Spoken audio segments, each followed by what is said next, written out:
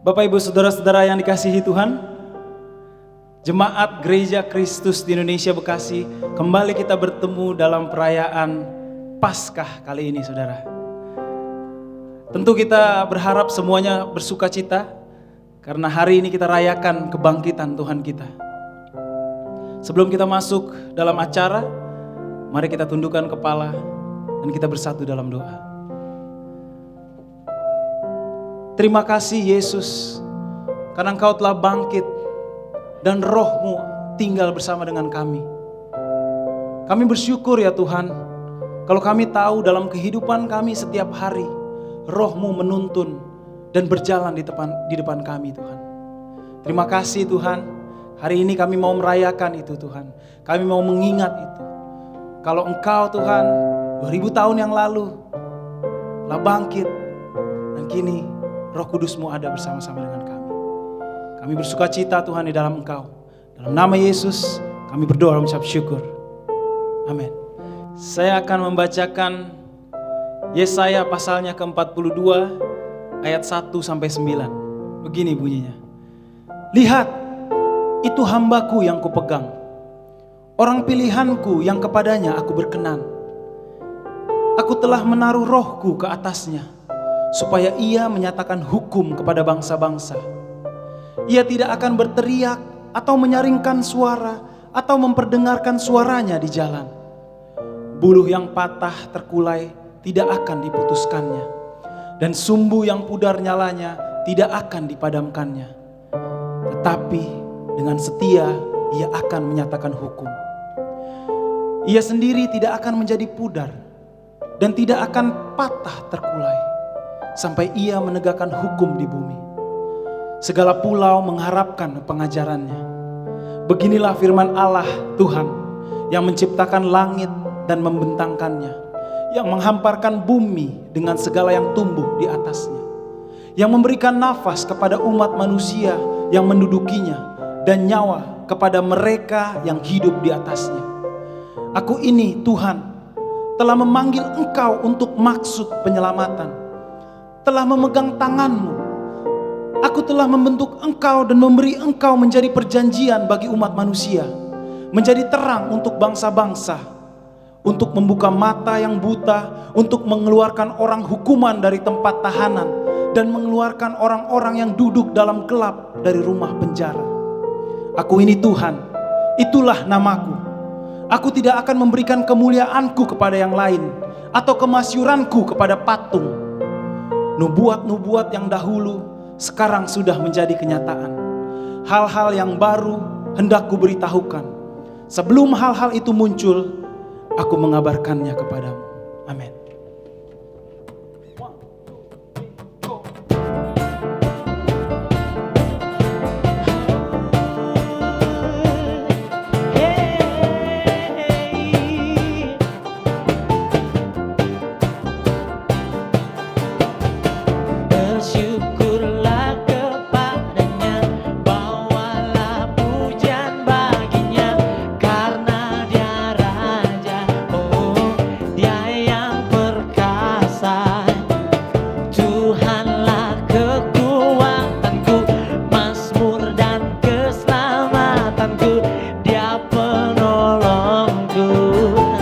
Yang beri hidupku, Kau yang berjaya, seluruh semesta sujud menyembah. Agunglah kebangkitanmu, mujizat telah terjadi, junjung kasih anugerahmu, kekal teguh dan mulia. Masyurlah perbuatanmu, Kau penyayang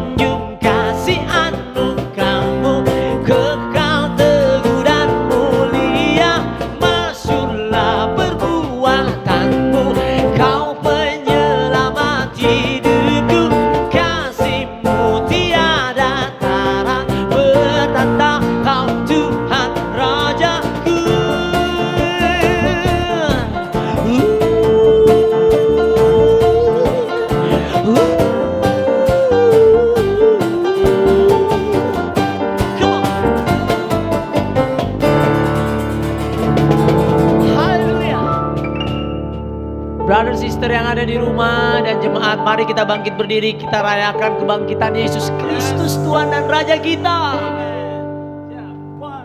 Allah bangkit, bersoraklah.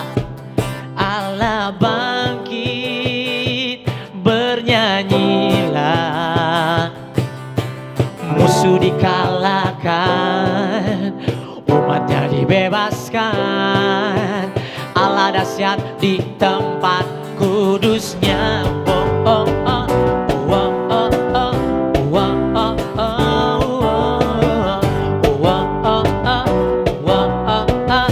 Oh, oh, oh. Kerahkanlah kekuatanmu ya Allah, tunjukkanlah kuasamu ya Tuhan. Serahkan musuhmu, selamatkanlah umatmu. Allah dahsyat di tempat kudusnya. Allah bangkit, Allah bangkit, bersoraklah. Say, hey, Allah bangkit, bernyanyilah. Musuh dikalahkan, umatnya dibebaskan.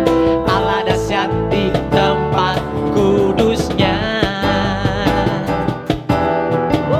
Katakan, kerahkanlah, kerahkanlah kekuatanmu ya Allah. Tunjukkanlah, tunjukkanlah kuasamu ya Tuhan. Serahkan musuhmu, selamatkanlah umatmu. Allah dahsyat di tempat kudusnya. Katakan, Allah bangkit, Allah bangkit, bersoraklah. Say, hey, Allah bangkit, bernyanyilah. Musuh dikalahkan, umatnya dibebaskan. Allah dahsyat di tempat kudusnya. Allah bangkit, Allah bangkit, bersoraklah. Say, hey, Allah bangkit, bernyanyilah. Musuh dikalahkan, umatnya dibebaskan. Allah dahsyat di tempat kudusnya. Allah dahsyat, Allah dahsyat di tempat kudusnya.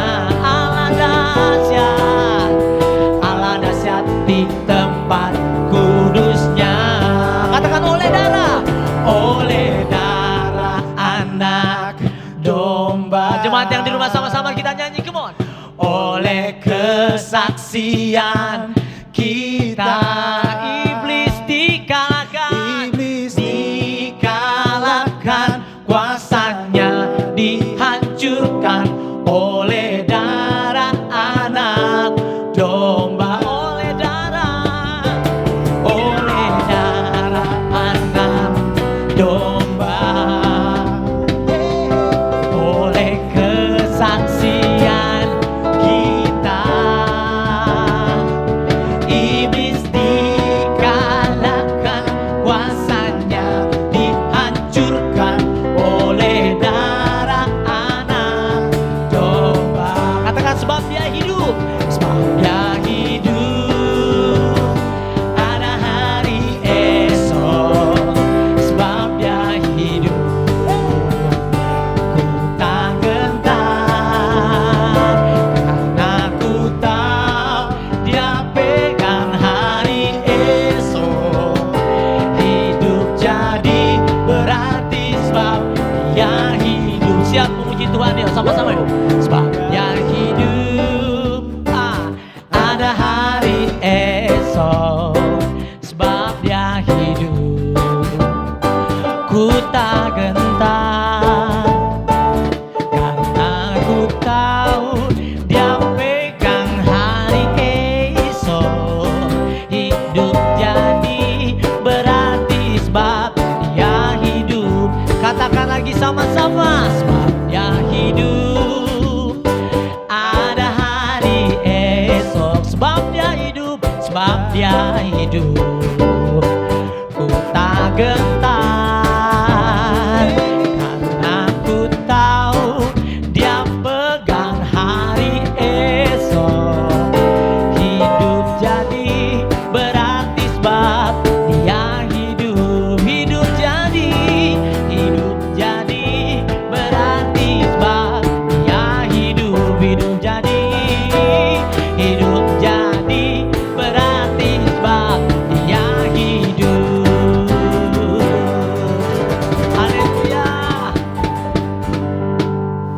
Selamat Paskah, Tuhan Yesus memberkati. Selamat pagi, selamat Hari Paskah untuk kita semua. Saya sangat bersyukur hari ini kita bisa merayakan Paskah bersama-sama walaupun masih tetap bukan ibadah kita tapi melainkan di video online. Tapi saya sangat bersyukur karena keadaan kita sehat-sehat dan lebih daripada itu Tuhan masih terus jaga kita sampai sekarang. Kalau ada hari ini Bapak Ibu yang sedang sakit ataupun hari ini sedang mungkin mengalami gejala-gejala penyakit yang ada, saya berharap kita bisa mengambil waktu berdoa dan juga terlebih daripada itu menjaga kesehatan kita. Jangan lupa minum vitamin kita, vitamin C, vitamin D, vitamin E, itu sangat bagus di momen-momen seperti saat ini.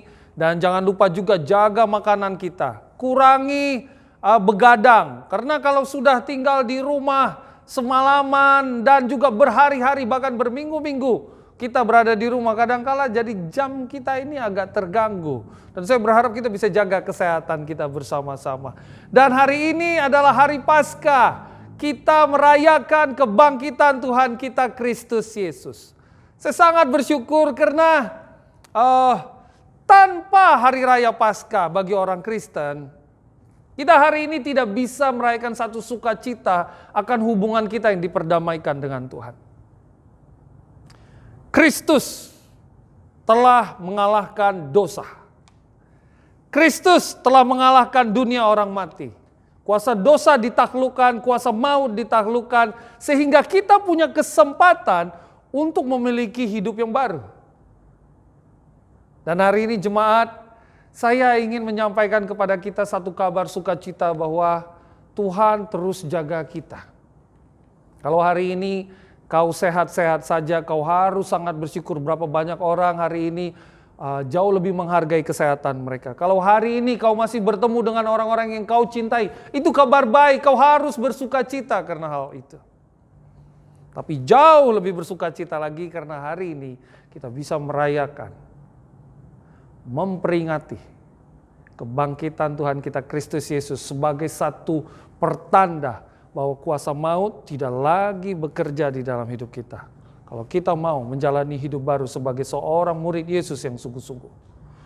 Sebelum kita mendengarkan akan firman Tuhan, saya mengajak kita bisa menundukkan kepala kita, berdoa, sehingga mata hati kita bisa dibukakan di hadapan Tuhan. Mari sama-sama kita menundukkan kepala dan berdoa. Ya Allah kami, ya Bapa kami bertahta di surga, ya Engkau yang Esa. Kami sangat bersyukur pada hari ini kami bisa merayakan Paskah bersama-sama ya Tuhan. Kami sangat bersyukur karena Kristus Yesus yang mati di kayu salib bangkit untuk mengalahkan dosa sebagai satu tanda bahwa Allah mau tidak berkuasa atas dia ya Bapa. Tapi lebih daripada itu, kami diizinkan mengalami perdamaian dengan Engkau ya Tuhan. Kami didamaikan sehingga kami bisa memiliki satu hubungan yang intim dengan Engkau. Dan lebih daripada itu kami bisa menyebut Engkau kembali sebagai Bapa kami ya Bapa. Bapa, biarlah ketika firman akan dibagikan pada pagi hari ini membantu hati kami, menguatkan kami, dan lebih daripada itu ya Tuhan, ini bisa juga untuk makin mendewasakan kami di dalam iman kami. Terima kasih untuk kesempatan kami masih hidup sampai sekarang. Terima kasih untuk keluarga yang kami masih bisa punya. Terima kasih untuk kasih setia yang terus Kau berikan kepada kami. Biarlah ya Bapa, firman yang akan kami dengar ini benar-benar berasal daripada Engkau saja dan membuka mata hati dan pikiran kami. Dalam nama anak-Mu Kristus Yesus, kami berdoa dan mengucap syukur. Amin.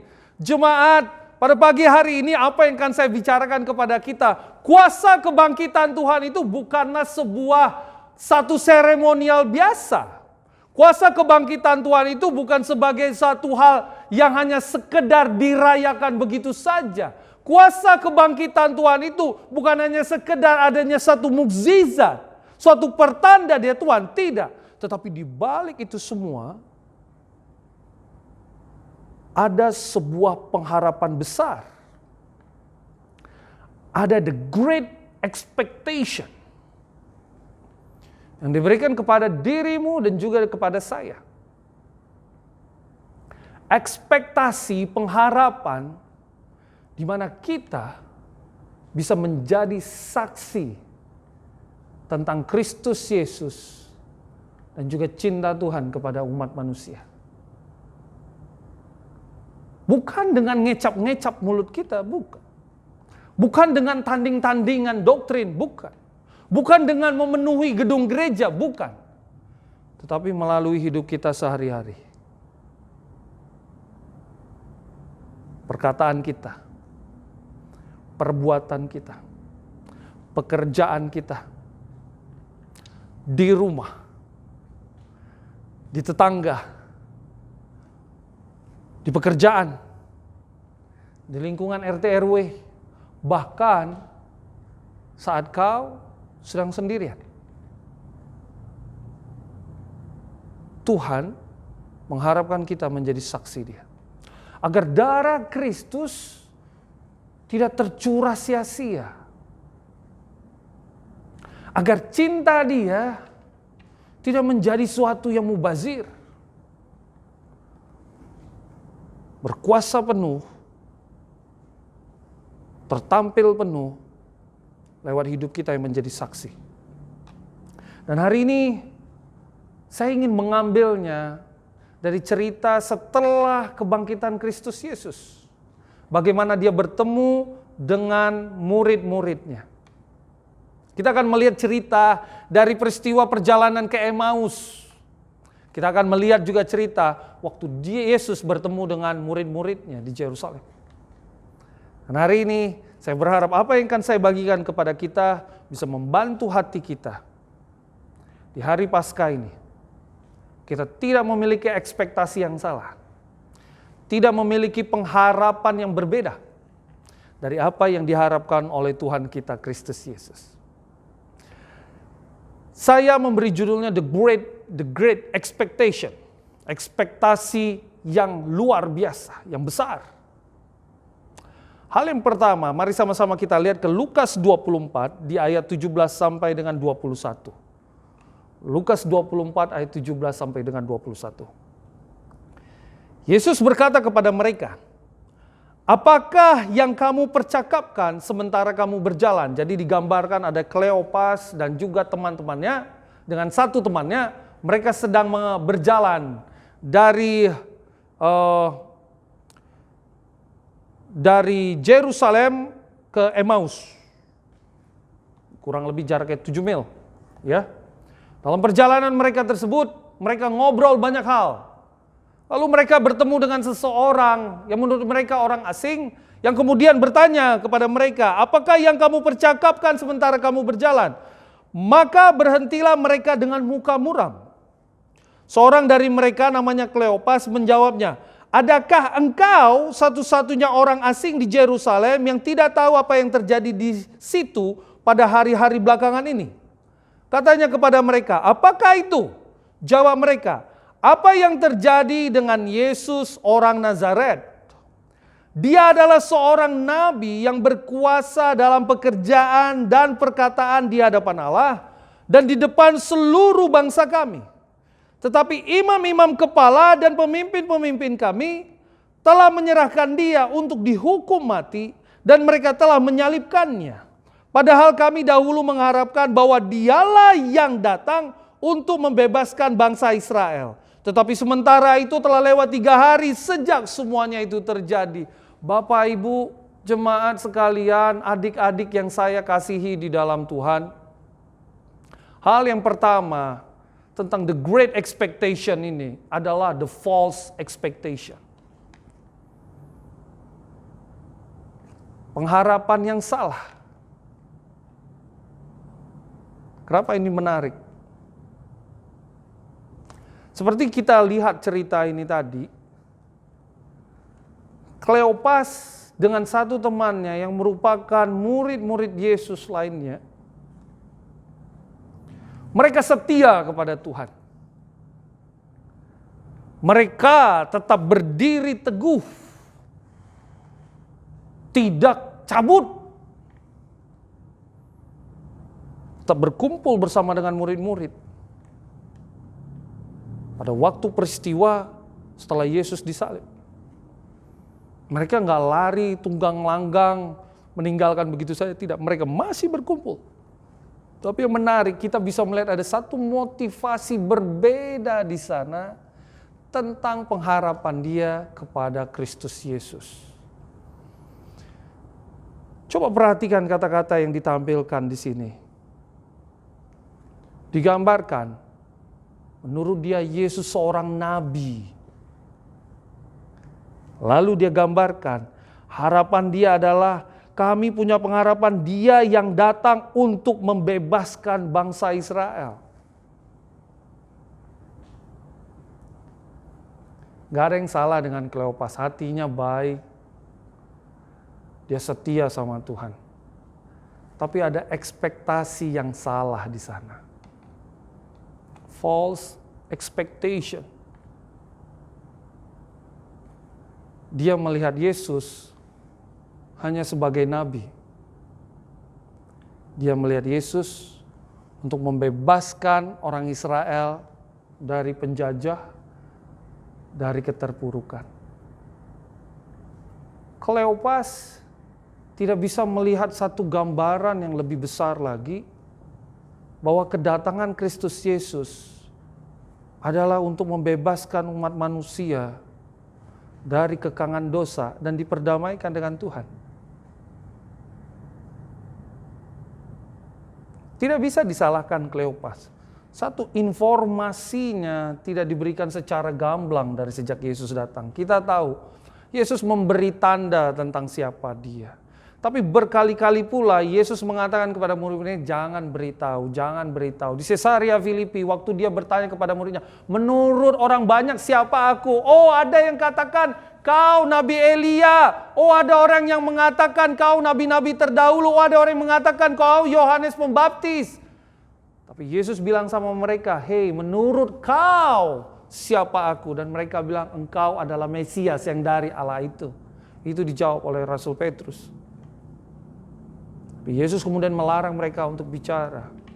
Dan banyak peristiwa lainnya yang menggambarkan orang mulai bisa sense inilah sang Mesias. Tetapi bagi Kleopas, begitu mendengar kata Mesias itu sendiri, Mesiah itu sendiri, yang dia dengar, dia translate, dia tafsirkan, dibebaskan dari penjajahan.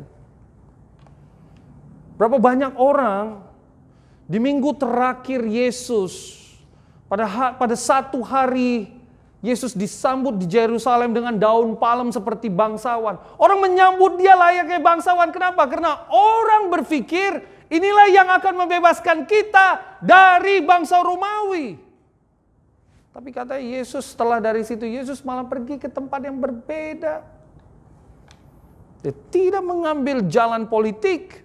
Dia tidak mengambil jalan pembebasan secara sosial, ekonomi, dan politiknya. Tapi Yesus malah melakukan hal yang berbeda. Jemaat, Bapak, Ibu, dan adik-adik yang saya kasihi di dalam Tuhan. Apa yang menarik dari peristiwa ini? Banyak orang yang salah mengartikan ekspektasinya kepada Tuhan. The false expectation. Akhirnya segala macam kesetiaannya digambarkan kalau tidak sesuai dengan ekspektasinya, maka dia pun akan menjadi berbeda. Maksudnya apa, Pak Pendeta? Maksudnya seperti ini. Kita hari ini, ekspektasi kita tentang Tuhan itu apa? Ekspektasi kita tentang hidup kita di hadapan Tuhan itu apa? Banyak kita mengatakan Yesus adalah Tuhan. Tapi tanpa sadar ekspektasi kita Yesus itu mesin ATM. Tinggal masukkan nomor PIN, keluar uang. Tinggal masukkan PIN yang benar, keluar berkat-berkat. Tinggal masukkan PIN yang benar, keluar keturunan. Masukkan PIN yang tepat, keluar pekerjaan. Masukkan PIN yang benar, keluar penghiburan. Ada lagi ekspektasi yang salah lainnya. Kita mengartikan Tuhan itu Maha mengerti. Jadi dengan segala macam keadaan kita dan perbuatan dosa kita, kita expect Tuhan, kita berharap dari Tuhan, Kau mengertilah keadaan kami.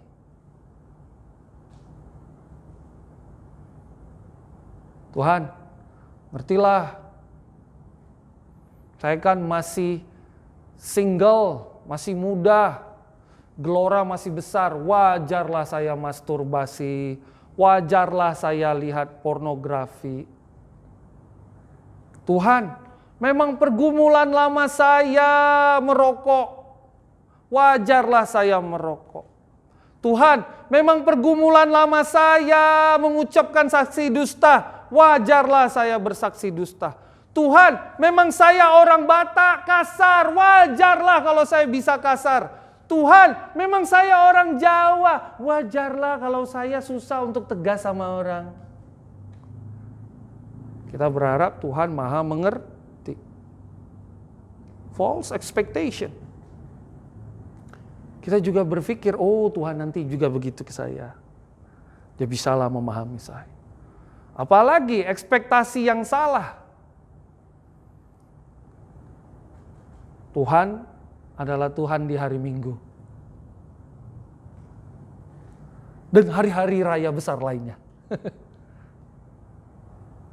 Begitu hari Minggu, kita bisa berdoa, haleluya, puji Tuhan. Hari lain, Tuhan maaf, Kau tetap Tuhan, tapi hari lain kami punya atasan yang berbeda.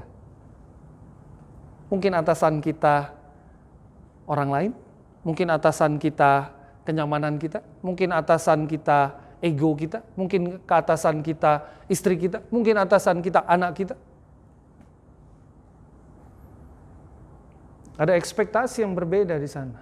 False expectation. Apalagi ekspektasi yang salah. Ekspektasi yang salah lainnya adalah kita berpikir Tuhan Yesus adalah yang bisa menebus dosa kita untuk seterusnya. Wah, main dosa mulu. Kan sekali selamat, sudah selamat. Wah, enak bener orang Kristen. Maaf saya harus bilang gak gitu isi Alkitab.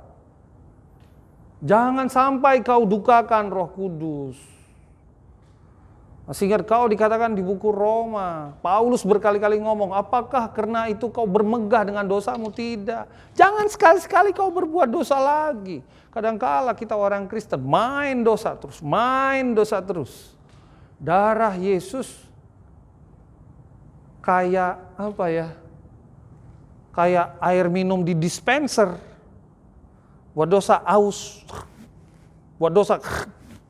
Buat dosa. Buat dosa terus. Nggak ada satu perkembangan. Ekspektasi yang lainnya itu apa?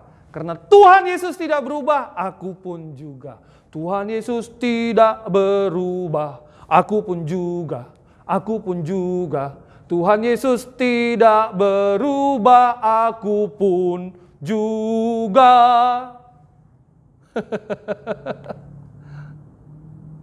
Lucu. Ada ekspektasi yang salah. Kita bisa terima diri kita apa adanya, dan kita berharap kita nggak usah berubah apa-apa. Ini aja cukup.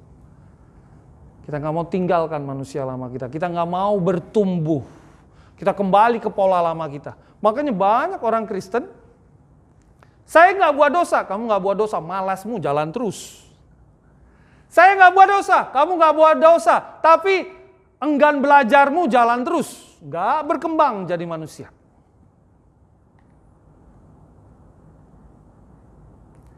Yesus mati di kayu salib dan bangkit bukan untuk ngelihat kita jadi gitu-gitu aja. Bapak Ibu jemaat, Yesus mati di kayu salib dan bangkit menebus kita dari dosa agar kita menjadi manusia baru dan bertumbuh. Karena itu dikatakan sempurnalah engkau karena Kristus sempurna. Bukan berarti kemudian kita kejar langsung, kita menganggap diri kita sempurna, tidak. Tapi kita mengejar, seperti khotbah saya kemarin di Jumat Agung. Kita mengejar. Berlari. Ada satu usaha sungguh-sungguh, saya mau bertobat. Saya mau menjalani hidup saya menjadi manusia yang lebih baik. Saya mau menjadi suami yang lebih baik. Saya mau menjadi istri yang lebih baik. Saya mau menjadi anak yang lebih baik. Saya mau menjadi pekerja yang lebih baik. Saya mau menjadi bapak yang lebih baik. Saya mau menjadi apa lagi? Pegawai, bos yang lebih baik. Saya secara pribadi sebagai pendeta, saya selalu berusaha setiap tahun. Saya harus bertumbuh menjadi manusia yang lebih baik. Sebagai suami, saya selalu berusaha untuk bertumbuh tiap tahun jadi suami yang lebih baik. Sebagai anak, saya berusaha untuk menyenangkan kedua orang tua saya, mama saya dan juga kedua mertua saya, supaya saya bisa menjadi lebih baik lagi di hadapan mereka dan Tuhan. Bapak Ibu, Roh Kudus ada diberikan kepada kita. Darah Kristus tertumpah. Firman Tuhan diberikan kepada kita. Bukan supaya kita menganggap diri kita, ya sudah saya begini-gini saja. Tidak. Apa kenyamananmu hari ini Bapak Ibu jemaat sekalian dan saudara-saudaraku? Apa kenyamananmu? Relakah kita meninggalkan kenyamanan kita? Karena kadang-kala itu yang buat kita gak berubah. Dulu saya diajarkan satu prinsip tentang pertobatan seperti ini. Biasa lipat tangan begini. Tiba-tiba saya mengubah lipat tangan saya jadi begini. Rasanya nggak nyaman. Bertumbuh itu seperti itu. Bertobat itu seperti itu. Kita menemukan rasa tidak nyaman, tetapi akan menemukan sesuatu yang lebih baik.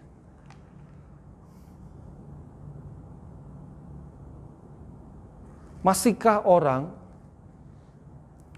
komplain hal-hal yang sama tentang kita bertahun-tahun?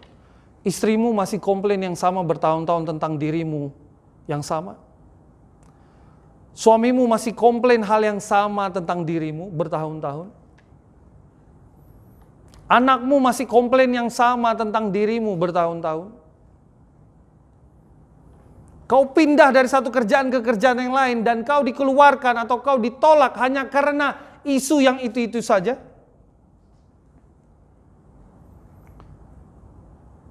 Darah Kristus tertumpah supaya kita tidak punya ekspektasi yang salah. Tadi adalah macam-macam ekspektasi yang salah. Makanya menarik kemudian apa yang dikatakan oleh Yesus Kristus kepada Kleopas dan temannya. Dikatakan di Lukas 24 di ayat 25. Dikatakan seperti ini. Lalu Yesus berkata kepada mereka, "Hai kamu orang bodoh, betapa lambannya hatimu, sehingga kamu tidak percaya segala sesuatu yang telah dikatakan para nabi. Bukankah Mesias harus menderita semuanya itu untuk masuk ke dalam kemuliaannya?" Lalu ia menjelaskan kepada mereka apa yang tertulis tentang dia dalam seluruh kitab suci, mulai dari kitab Musa dan segala kitab nabi-nabi. Waduh, saya ngerasa saya iri hati kepada Kleopas, Bapak Ibu. Bagaimana saya nggak iri hati? Ini satu hal yang menarik loh. Enak banget ya, yang ngajar dia langsung dari buku Musa sampai buku nabi-nabi itu langsung Yesus loh. Kita hari ini ya, kalau yang ngajar pendeta kan ngantuk kita, betul toh? Tapi waduh, Kleopas indah banget ya, yang ngajar dia langsung Yesus Kristus. Diajarin runutannya, diajarin. Simboliknya bagaimana, asosiasinya seperti apa. Itu diajarin dengan sangat dahsyat. Itu iri hati saya, bukan yang bagaimana ya. Tapi saya ngerasa bersyukur sekali Kleopas ini.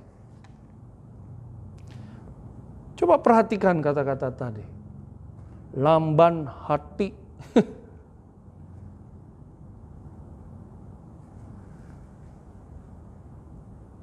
Apa yang buat kita salah ekspektasi? Karena lamban hati.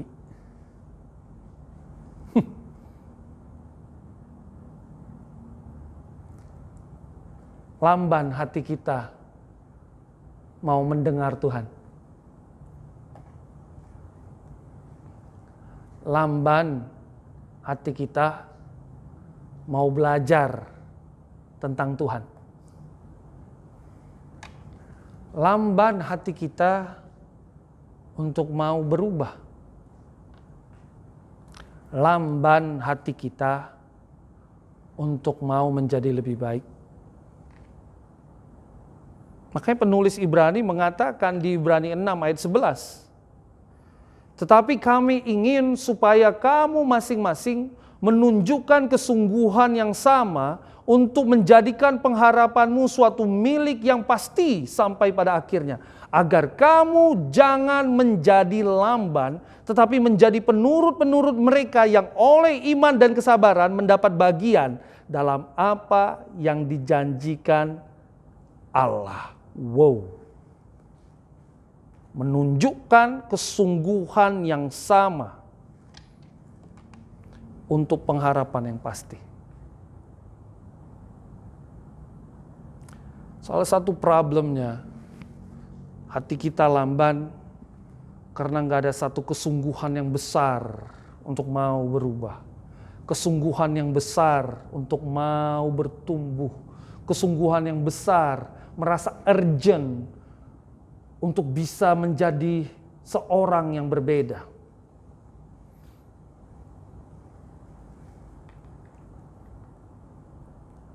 Saya melihat, baik di dalam hidup saya, ada momen-momen di mana saya menyesali hidup saya. Andaikan saya dengar nasihat itu, saya nggak akan dapat pelajaran yang mahal. Saya nggak mesti harus biaya kuliah hidup saya itu jadi besar. Jika saya benar-benar sungguh-sungguh mau mendengar. Jika saya sungguh-sungguh mau mengikuti kata firman. Jika saya sungguh-sungguh mau bergerak ke arah Tuhan. Nggak akan banyak biaya pembelajarannya. Tapi nggak apa-apa, namanya hidup adalah belajar. Kita akan belajar banyak hal. Tapi saya mau mengajak kita saudara-saudara. Kesungguhan yang besar itulah yang membuat kita itu nggak lamban. Hati kita itu jadi nggak lamban. Kenapa ada orang harus dibilangin berkali-kali nggak berubah-berubah? Bukan nggak bisa. Nggak mau. Sadarkah kita menjadi Kristen itu nggak butuh talenta besar? Jadi Kristen itu nggak butuh talenta besar. Jadi Kristen itu nggak butuh IQ tinggi. Jadi Kristen itu nggak butuh pendidikan tinggi. Jadi Kristen itu cuma butuh hati yang besar. Hati yang lemah lembut. Melihat bahwa saya menghargai cinta Tuhan dalam hidup saya.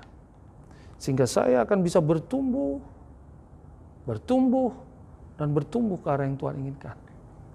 Sehingga kita nggak punya ekspektasi yang salah.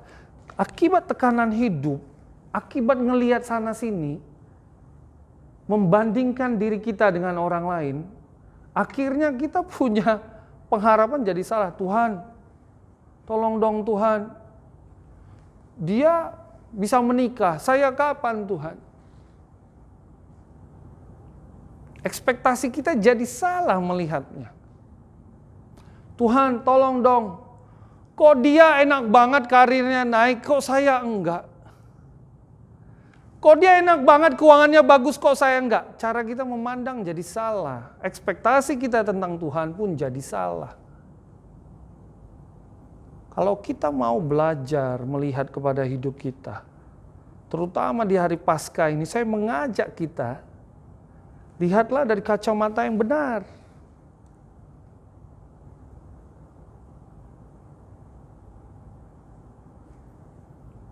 Apa yang saya harus bertumbuh ya? Apa yang harus saya berubah ya? Apa yang harus saya perbaiki ya?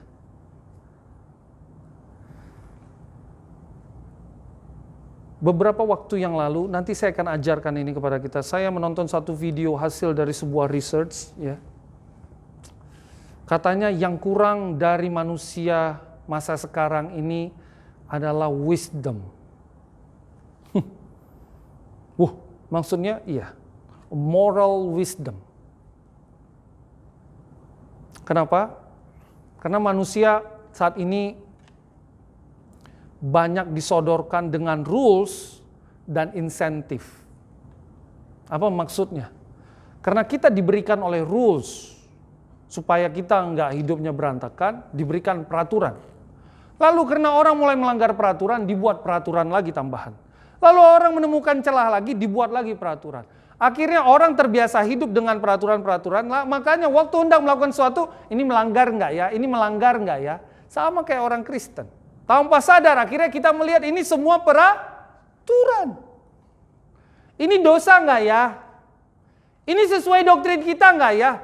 Hidup kita jadi lebih karena aturannya. Rules. Kalau ini tidak bisa, ditambah lagi peraturannya.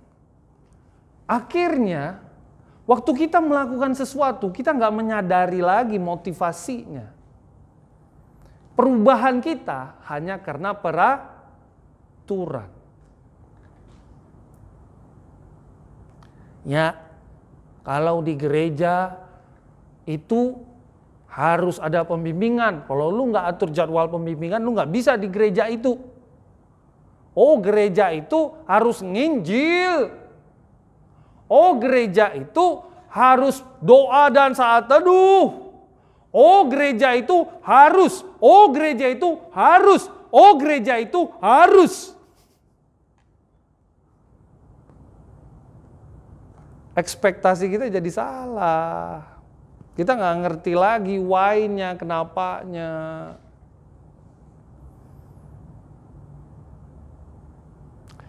Yang kedua katanya, insentif. Maksudnya apa? Diberikan reward.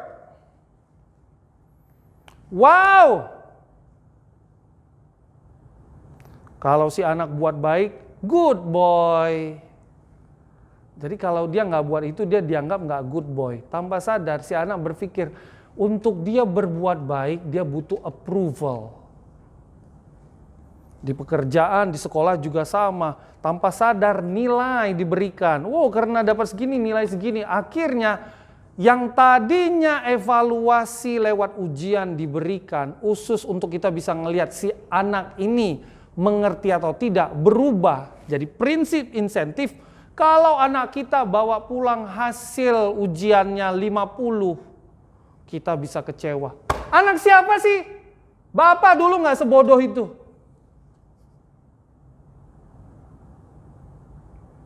Tanpa sadar insentif. Oh, orang tua sekarang lebih pintar. Oh, enggak boleh ngomong gitu. Kita harus banggakan anak kita. Tetapi tetap aja pas ngomong berdua dengan istri kita ngomongnya apa? Kita bilang yaitu, aduh anak kita kok nggak bisa ini ya, dia harus begini. Tanpa sadar, nilai itu menjadi satu insentif. Anak lebih menghargai nilai, orang tua lebih menghargai nilai. Gaji juga sama. Dunia memperkenalkan sistem gaji, pendidikan segini, gaji segini, pendidikan segini.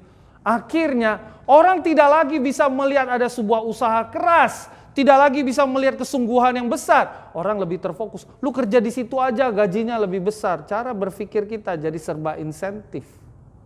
Tanpa sadar masuk ke alam gereja, ke alam spiritual kita lebih sibuk dengan insentif, yaitu apa? Buat ini masuk surga. Diancam pakai rules, surga, neraka. Buat gini masuk neraka, nggak buat masuk surga. Buat begini masuk surga, nggak buat masuk neraka. Sistemnya insentif. False expectation jadinya. Ekspektasi yang salah jadinya waktu kita menjalani hidup kita menjadi seorang Kristen.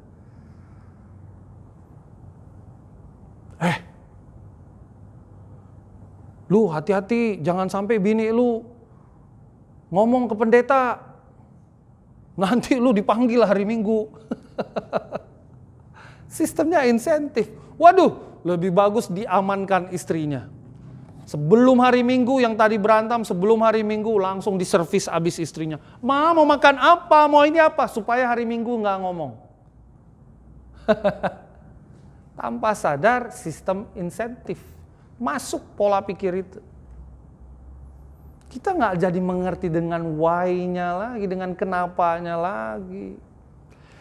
Saya pingin nanti ngajarin soal hal ini supaya ini bisa bantu jemaat untuk cara kita melihat kekristenan. Please. Nggak lagi pakai prinsip seperti ini. Yang dibutuhkan adalah moral wisdom. Hikmat moralitas kita. Di mana kita melihat bahwa kita lakukan ini alasannya jelas. Ada satu motivasi besar di sana yang sesuai dengan maunya Tuhan. Sehingga nggak ngarapin insentif. Saya berharap kita jadi Kristen jangan sibuk supaya masuk surga ya. Please don't. When you have that thought, you already wrong. Kau jadi Kristen karena kau mau intim dengan Tuhan. Kau tahu surga itu rumahmu. Kau akan pulang ke sana. Jangan itu jadi insentifmu. Kalau kau berpikir supaya masuk surga, selama hidupmu kau cuma berusaha untuk supaya, jangan buat ini, jangan buat itu. Saya yakin kau sampai surga bosan.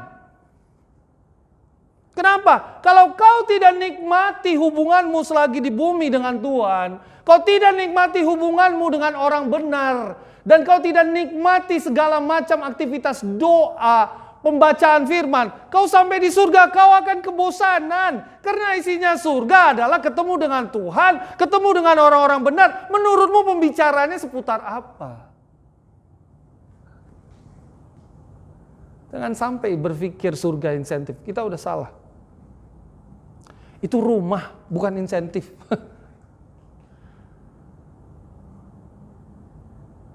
Halo?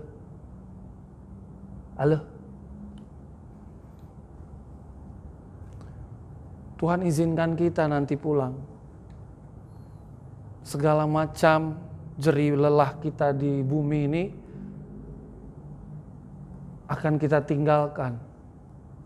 Dan kita akan di sana bersama-sama dengan Dia. Jangan miliki ekspektasi yang salah. Yang kedua, the great expectation. Ekspektasi besar. Kita lihat sama-sama waktu Yesus ketemu dengan murid-muridnya. Lukas 24 di ayat 46. Lukas 24 di ayat ke-46. Kata Yesus kepada mereka, ada tertulis demikian, Mesias harus menderita dan bangkit dari antara orang mati pada hari yang ketiga.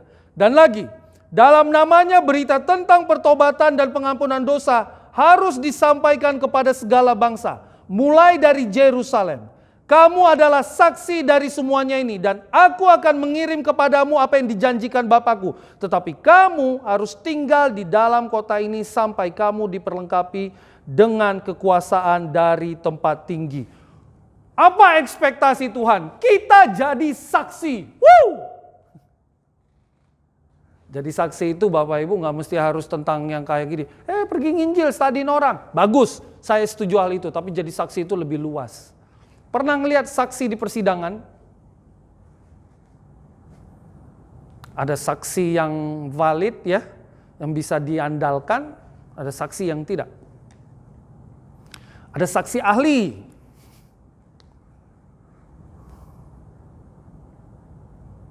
Ada saksi apa tuh namanya? Yang untuk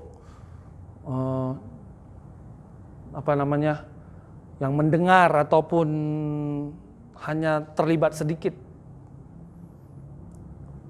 Saksi itu adalah orang yang berhubungan atau kontak langsung dengan sesuatu tersebut. Makanya dibilang saksi. Makanya kalau kita cuma baca berita satu kasus kejahatan, kita yang baca tahu peristiwa itu, kita nggak dipanggil jadi saksi. Karena kita tidak kontak langsung dengan peristiwa itu. Tapi kalau misalnya ada orang yang melihat peristiwa tersebut, ada orang yang mungkin kenal dengan orang tersebut, ada orang yang mungkin sempat berbisnis dengan orang tersebut tersebut akan dipanggil sebagai saksi. Ada juga orang-orang yang tidak terlibat dengan orang-orang tersebut, tetapi orang tersebut memiliki kemampuan ahli dalam hal tersebut, dia dipanggil sebagai saksi ahli. Jadi belum tentu kita tahu kita bisa jadi saksi. Yesus mengharapkan kita menjadi saksi Dia. Dari apa? Dari kuasa kebangkitannya. Saksi tentang apa lagi? Saksi tentang dosa dikalahkan. Saksi tentang apa lagi? Saksi tentang yang namanya kita bisa kuasa Tuhan di dalam hidup. Saksi tentang nilai-nilai Tuhan. Saksi tentang hidup dalam Tuhan. Jadi kalau dikatakan kita orang Kristen menjadi saksi, artinya kita perlu kontak langsung. Perlu ada keterlibatan langsung.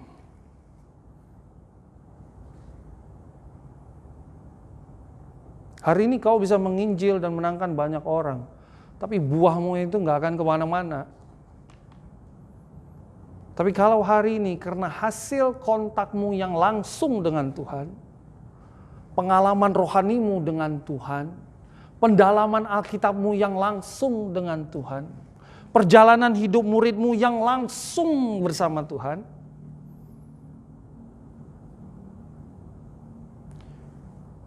kau bersaksi dengan kuasa. Makanya dikatakan, gak hanya kau akan menjadi saksi, kau akan diperlengkapi dengan kekuasaan dari tempat yang tinggi. Itulah yang kita tahu di Kisah Para Rasul 2, turunnya Roh Kudus. Banyak yang jadi saksi. Petrus jadi saksi. Kita lihat sama-sama di 2 Petrus 1 ayat 16. Sebab kami tidak mengikuti dongeng-dongeng isapan jempol manusia ketika kami memberitahukan kepadamu kuasa dan kedatangan Tuhan kita Yesus Kristus sebagai Raja. Tetapi kami adalah saksi mata dari kebesarannya. Kami menyaksikan bagaimana ia menerima kehormatan dan kemuliaan dari Allah Bapa ketika datang kepadanya suara yang dari yang maha mulia, yang mengatakan, inilah anak yang kukasihi, kepadanya aku berkenan. Petrus saksi, kontak langsung. Rasul Yohanes saksi, 1 Yohanes 1 ayat 1. Apa yang telah ada sejak semula, yang telah kami dengar dan yang telah kami lihat dengan mata kami, yang telah kami saksikan dan yang telah kami raba dengan tangan kami tentang firman hidup, itulah yang kami tuliskan kepadamu. Rasul Yohanes saksi, langsung kontak. Rasul Paulus dan Timotius saksi. Kita lihat di 2 Timotius 1 ayat 8. Jadi janganlah malu bersaksi tentang Tuhan kita, dan janganlah malu karena aku, seorang hukuman karena dia, melainkan ikutlah menderita bagi Injilnya oleh kekuatan Allah. Dialah yang menyelamatkan kita dan yang memanggil kita dengan panggilan kudus. Bukan berdasarkan perbuatan kita, melainkan berdasarkan maksud dan kasih karunia yang telah dikaruniakan kepada kita dalam Kristus Yesus sebelum permulaan zaman. Dan yang sekarang dinyatakan oleh kedatangan Juru Selamat kita Kristus Yesus, yang oleh Injil telah mematahkan kuasa maut dan mendatangkan hidup yang tidak dapat binasa. Rasul Paulus, Timotius saksi. Kontak langsung. Loh, Rasul Paulus mungkin ada ketemu di Damaskus. Tetapi bagaimana dengan Timotius? Kontak langsung melalui apa? Pemberitaan firman. Dia terlibat dalam pembacaan firman, di dalam doanya, dan melihat bagaimana hidup Paulus. Dan dia melakukan perjalanan imannya, spiritualnya. Dia punya kontak langsung secara iman, secara roh dengan Tuhan. Ada pengalaman langsung. Bahkan Allah Bapa adalah saksi katanya. 1 Yohanes 5 ayat 7, Rasul Yohanes mengatakan, sebab ada 3 yang memberi kesaksian di dalam surga. Bapa, Firman, dan Roh Kudus. Yang ketiganya adalah satu. Dan ada 3 yang memberi kesaksian di bumi. Roh, dan air, dan darah. Dan ketiganya adalah satu. Bahkan inilah, wujud-wujud yang juga kontak langsung. Memberi saksi tentang Yesus Kristus. Masa hidup kita kalah dengan air dan darah?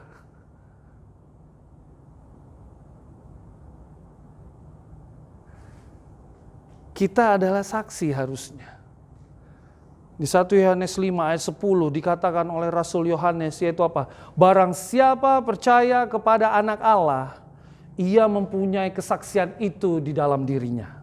Barang siapa tidak percaya kepada Allah, ia membuat dia, Tuhannya, menjadi pendusta. Karena ia tidak percaya akan kesaksian diberikan Allah tentang anaknya. Dan inilah kesaksian itu. Allah telah mengaruniakan hidup yang kekal kepada kita dan hidup itu ada di dalam anaknya. Barang siapa memiliki anak, ia memiliki hidup. Barang siapa tidak memiliki anak, ia tidak memiliki hidup. Kalau kita bilang, Bapak, Ibu, saya dan teman-teman sekalian, adik-adik yang saya cintai di dalam Tuhan, kita katakan, aku percaya bahwa Yesus Kristus adalah Tuhan dan Juru Selamat yang mati di kayu salib untuk menebus dosaku, bangkit pada hari ketiga, naik ke sorga dan menjadi Juru Selamat bagi diriku pribadi. Tapi hidupmu tidak menunjukkan satu perubahan di dalam Tuhan. Kau sudah menunjukkan Tuhan berbohong, kau berbohong. Harusnya kita jadi saksi.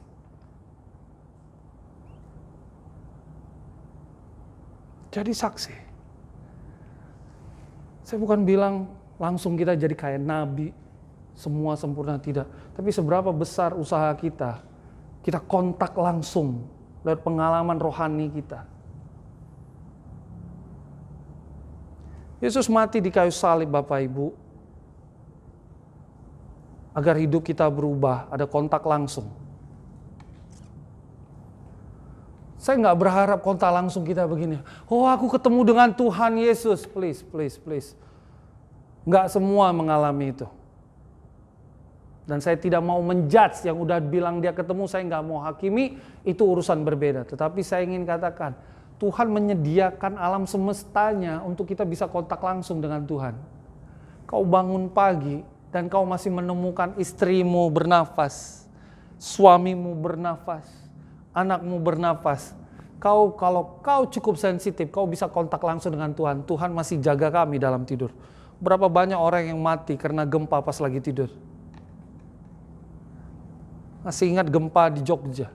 Berapa banyak yang mati karena pas lagi tidur? Tsunami, rumah kebakaran. Tapi kita bangun dan kita melihat orang-orang yang kita cintai masih dijaga. Itu bukti Tuhan bekerja. Kalau hari ini kau masih bisa pulang kelelahan karena bekerja, harusnya kau bisa melihat Tuhan masih kasih kau pekerjaan. Kau bisa ambil itu sebagai satu rasa syukur yang kau bisa ceritakan kepada orang. Aku akan bertanggung jawab dengan pekerjaanku. Aku akan memberikan yang terbaik karena aku tahu Tuhan masih percayakan aku dengan pekerjaan. Kau tahu, di momen-momen seperti ini berapa banyak orang yang sudah kehilangan pekerjaannya. Berapa banyak orang yang sudah dirumahkan, gaji dikurangi. Tiba-tiba kita bisa melihat betapa bersyukurnya dulu setiap hari kita bisa masuk kerja walaupun pulang lelah.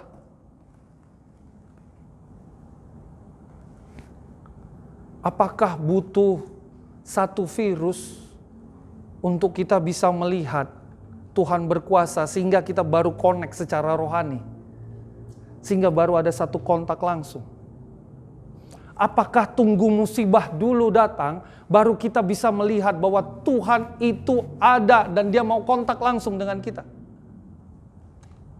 Alam semesta diberikan Tuhan untuk kita bisa kontak langsung. Kau lihat matahari, kau lihat orang yang kau sayang, kau lihat burung di udara, kau lihat orang-orang yang masih bisa makan.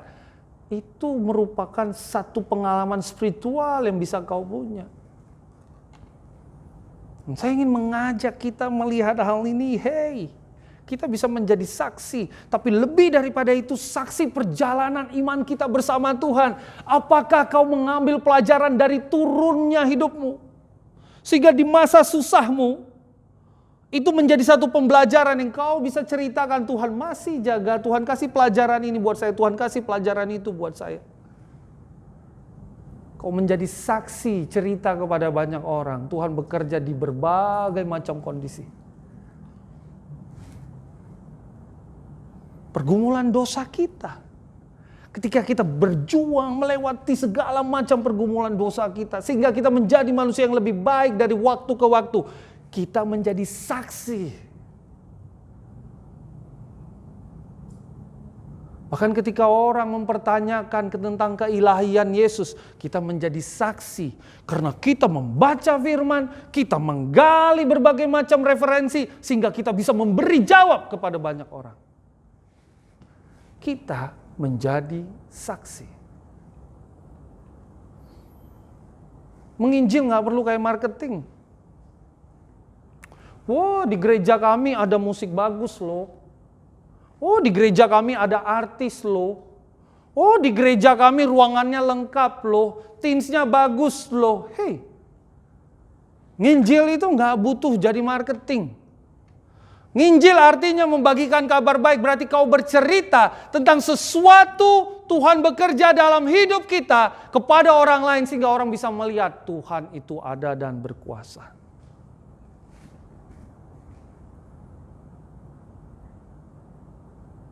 Hari ini, kualitas hidup kita sebuah bentuk kesaksiankah? Ini the great expectation itu. Saya bangga, saya ulangi sekali lagi, saya bangga dengan kita semua. Di masa-masa sulit seperti ini, banyak yang berbuat kebaikan. Dan ini menjadi satu kesaksian iman kita kepada orang-orang di luar sana tentang siapa Kristus Yesus. Kita menunjukkan compassion, belas kasihan.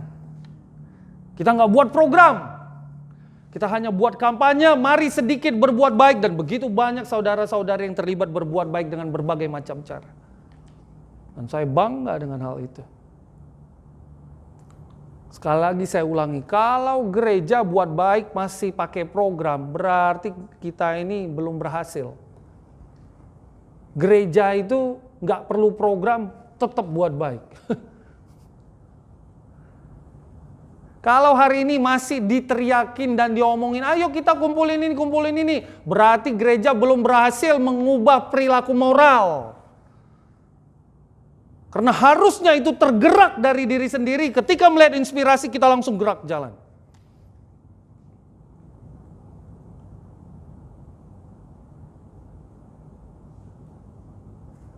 Menjadi saksi, kontak langsung. Tapi saya mau jadi ahli, saksi ahli. Nggak bisa. Saksi ahli mah malaikat. Saksi ahli Tuhan itu sendiri. Nggak ada di sini yang bisa jadi saksi ahli tentang Tuhan. Ngaco kita. Apalagi turun naik surga. Nggak ada. Saksi ahli Tuhan itu sendiri. Malaikat bersama di surga. Kita saksi yang model kontak langsung. Lewat berbagai macam peristiwa hidup kita. Jemaat, saya ingin tutup dengan satu ayat tentang manusia lama kita yang perlu kita tinggalkan.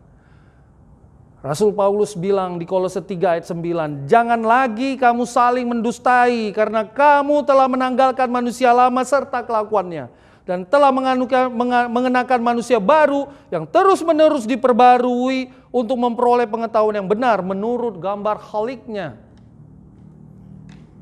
Kita diperbarui terus-menerus sehingga kita punya pengetahuan yang benar tentang Tuhan kita. Khalik itu artinya pencipta, ya.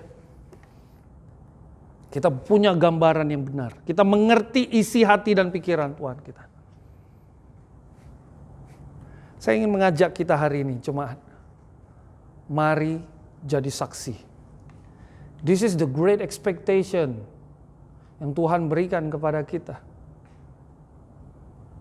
Paskah harusnya bisa menjadi hari pengingat kita. Apakah hari ini hidup saya telah menjadi saksi bagi keluarga saya tentang Tuhan? Apakah hari ini hidup saya telah menjadi saksi bagi teman-teman di lingkungan tempat tinggal saya? Hari ini apakah hidup saya telah menjadi saksi bagi teman-teman di pekerjaan saya? Hari ini apakah saya telah menjadi saksi bagi banyak orang lain yang saya baru temui di luar sana? Dengan cara itu nama Tuhan kita dipermuliakan dan kita akan melihat bagaimana begitu banyak orang bisa hidupnya diperdamaikan di dalam Tuhan. Selamat Hari Paskah. Tuhan memberkati. Mari kita tundukkan kepala. Ya Bapa, ya Tuhan kami, biarlah ini membantu hati kami, menguatkan iman kami bahwa kami punya Engkau sebagai Allah yang dahsyat. Tetapi Tuhan, kami perlu untuk punya kontak langsung dengan Engkau sehingga kami bisa menjadi saksi Engkau. Dan inilah yang Engkau harapkan ketika kami bisa menjalankan satu amanah agung, menginjil, bukan hanya dengan mulut kami tetapi lewat hidup kami ya Bapa. Bapa, kami ingin berdoa kepada Engkau, biarlah Kau berikan hikmat kepada kami. Di hari Paskah ini kami melihat kepada hidup kami tidak punya ekspektasi yang salah terhadap Engkau, tapi kami punya ekspektasi yang benar. Kami punya ekspektasi yang benar bahwa kami hanya mau menjadi saksi Engkau di muka bumi ini selagi kami masih hidup ya Tuhan. Sehingga nama Engkau dimuliakan dan lebih daripada itu ya Bapa, orang bisa melihat bahwa Engkau bukan hanya Allah yang berkuasa dan dahsyat, tapi Engkau Allah yang intim yang mau mengasihi kami pribadi lepas pribadi. Biarlah ini semua menyenangkan hati Engkau dengan apa yang kami perbuat. Dalam nama anak-Mu Kristus Yesus kami berdoa dan mengucap syukur. Amin. 1, 2,